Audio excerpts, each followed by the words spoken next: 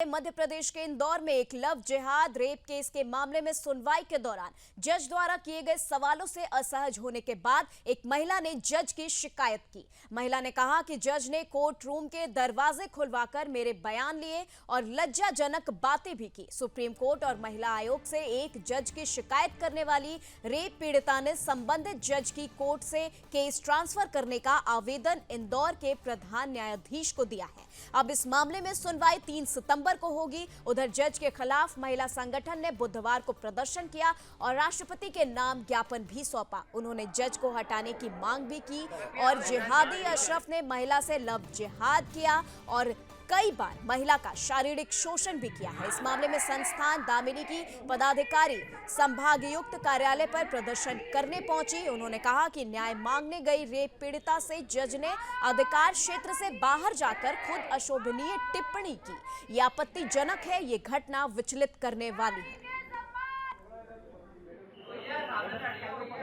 हम सभी के संज्ञान में है मां अहिल्या की नगरी में विगत दिनों न्यायाधीश महोदय द्वारा दुष्कर्म पीड़िता बहन का जब प्रतिपरीक्षण किया गया वो न्याय संगत नहीं था। किस प्रकार अभद्र शब्दों का प्रयोग किया गया, असंवेदनशीलता के साथ अमानवीय व्यवहार किया गया, उससे आहत होकर के हम सभी बहनें यहाँ पर महामहिम राष्ट्रपति जी के नाम पर ज्ञापन देने के लिए एकत्र हुई हैं। मुझे लगता है कि जो बहन ने विधि क्षेत्र से है वो बहुत बेहतर ढंग से इसका तकनीकी जो पक्ष है उसको रख पाएंगी, लेकिन जितना हम लोग जानते हैं कि इस प्रकार की जो सुनवाई है वो कैमरा प्रोसीडिंग के माध्यम से होना चाहिए, बंद कमरे में होना चाहिए और माननीय न्यायाधीश को इस प्रकार का अधिकार ही नहीं है कि वो प्रति प्रश्न जो है वो करें। प्रति परीक्षण करने का जो विषय ध्यान में आया जब बातचीत हुई कि ऐसा उनको अधिकार नहीं है, तो ये अपने अधिकार क्षेत्र से बाहर जा कर के न्यायालय जिसको हम अपनी आस्था का और श्रद्धा का केंद्र मानते हैं वहाँ इस प्रकार की घटना अत्यंत दुर्भाग्यपूर्ण है। इससे हम सभी आहत हैं। हम सब ने आग्रह किया है कि न्यायाधीश का निलंबन हो।